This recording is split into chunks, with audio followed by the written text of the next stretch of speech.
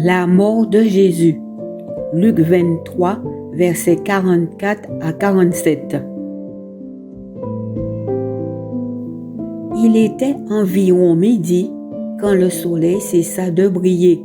L'obscurité se fit sur tout le pays et dura jusqu'à 3 heures de l'après-midi. Le rideau suspendu dans le temple se déchira par le milieu. Jésus s'écria d'une voix forte, « Père, je remets mon esprit entre tes mains. » Après avoir dit ces mots, il mourut. Le capitaine romain vit ce qui était arrivé. Il loua Dieu et dit, « Certainement, cet homme était innocent. » Luc 23, versets 50, 52 à 54.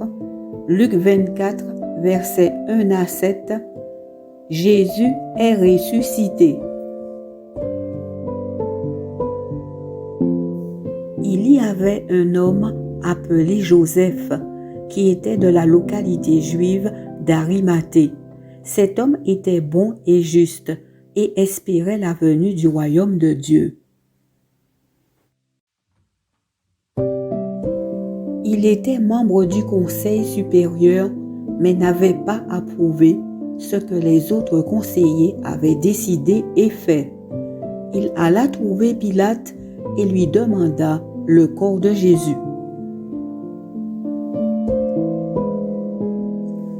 Puis il descendit le corps de la croix, l'enveloppa dans un drap de lin et le déposa dans un tombeau qui avait été creusé dans le roc, un tombeau dans lequel on n'avait jamais mis personne.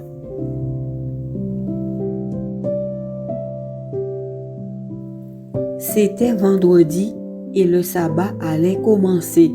Très tôt le dimanche matin, les femmes se rendirent au tombeau en apportant les huiles parfumées qu'elles avaient préparées. Elles découvrirent que la pierre fermant l'entrée du tombeau avait été roulée de côté. Elles entrèrent, mais ne trouvèrent pas le corps du Seigneur Jésus.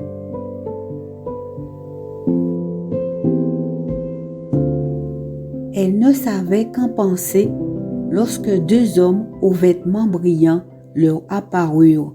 Comme elles étaient saisies de crainte et tenaient leur visage baissé vers la terre, ces hommes leur dirent, « Pourquoi cherchez-vous parmi les morts celui qui est vivant? Il n'est pas ici, mais il est revenu de la mort à la vie. »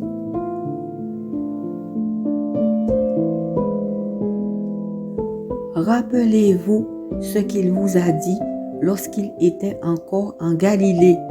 Il faut que le Fils de l'homme soit livré à des pécheurs, qu'il soit cloué sur une croix et qu'il se relève de la mort le 3e jour.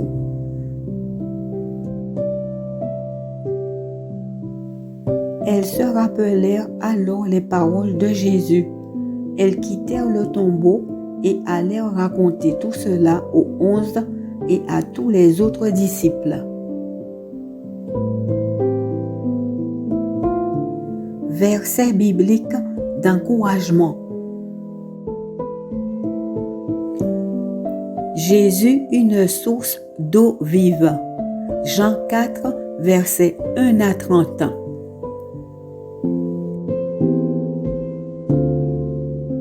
Une femme de Samarie vint pour puiser de l'eau, et Jésus lui dit, « Donne-moi à boire. » Ses disciples étaient allés à la ville acheter de quoi manger.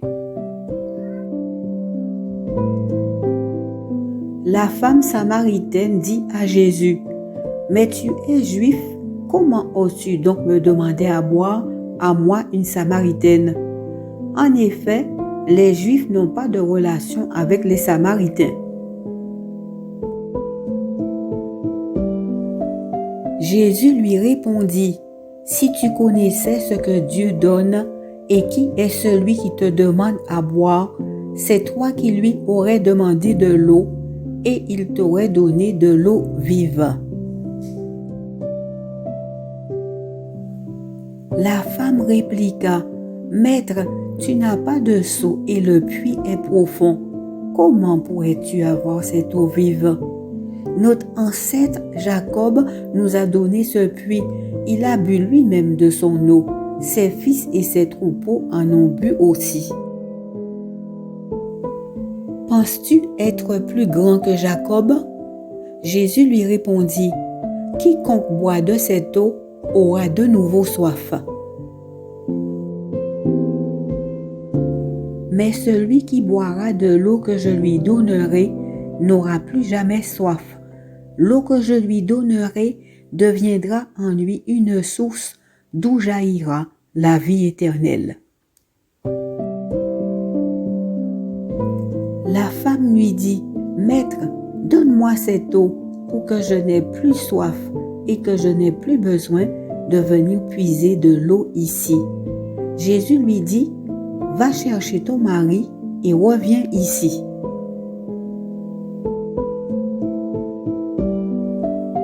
La femme lui répondit, Je n'ai pas de mari.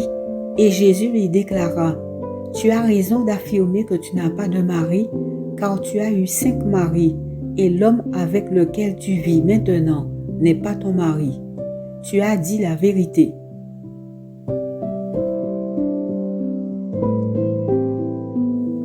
Alors la femme s'exclama, Maître, je vois que tu es un prophète. Nos ancêtres samaritains ont adoré Dieu sur cette montagne. Mais vous les Juifs, vous dites que l'endroit où l'on doit adorer Dieu est à Jérusalem. Jésus lui répondit, Crois-moi, le moment vient où vous n'adorerez le Père ni sur cette montagne, ni à Jérusalem.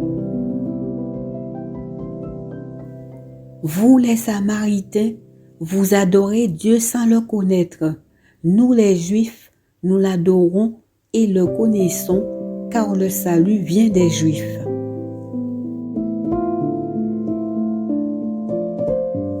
Mais le moment vient, et il est même déjà là, où les vrais adorateurs adoreront le Père en étant guidés par son esprit selon sa vérité, car tels sont les adorateurs que veut le Père.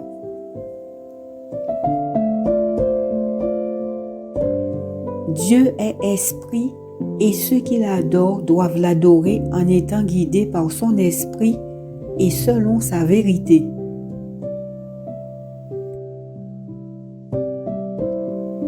La femme lui dit, Je sais que le Messie, c'est-à-dire le Christ, va venir. Quand il viendra, il nous expliquera tout. Jésus lui répondit, Je le suis, moi qui te parle. À ce moment, les disciples de Jésus revinrent et ils furent étonnés de le voir parler avec une femme. Mais aucun d'eux n'osa lui demander, Que lui veux-tu?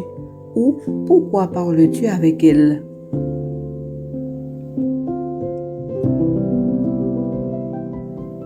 Alors la femme laissa là sa cruche d'eau et retourna à la ville, où elle dit aux gens, Venez voir un homme qui m'a dit tout ce que j'ai fait. Serait-il peut-être le Messie? Ils sortirent donc de la ville et vinrent trouver Jésus. Jean 3, verset 16. Car Dieu a tellement aimé le monde qu'il a donné son Fils unique afin que quiconque croit en lui ne soit pas perdu, mais qu'il ait la vie éternelle. Romains 5, versets 6 et 8. En effet, quand nous étions encore incapables de nous en sortir, le Christ est mort pour les pécheurs au moment fixé par Dieu. Mais Dieu nous a prouvé à quel point il nous aime.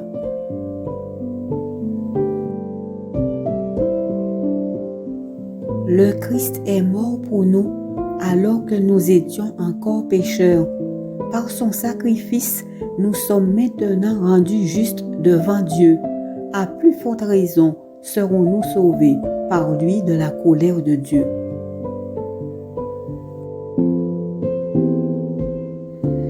Romains 8, verset 37.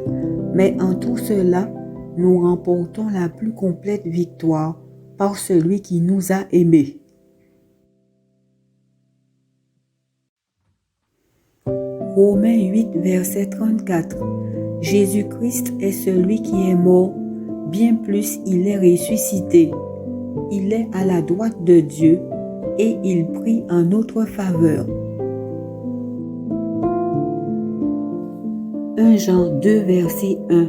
Mes enfants, je vous écris ceci afin que vous ne commettiez pas de péché. Mais si quelqu'un en commet, nous avons un avocat auprès du Père, Jésus-Christ le juste. Car Jésus-Christ s'est offert en sacrifice pour le pardon de nos péchés, et non seulement des nôtres, mais aussi de ceux du monde entier. La pierre a été roulée, Jésus a gagné le combat, je suis libéré, je suis sauvé, je suis victorieux en Jésus-Christ.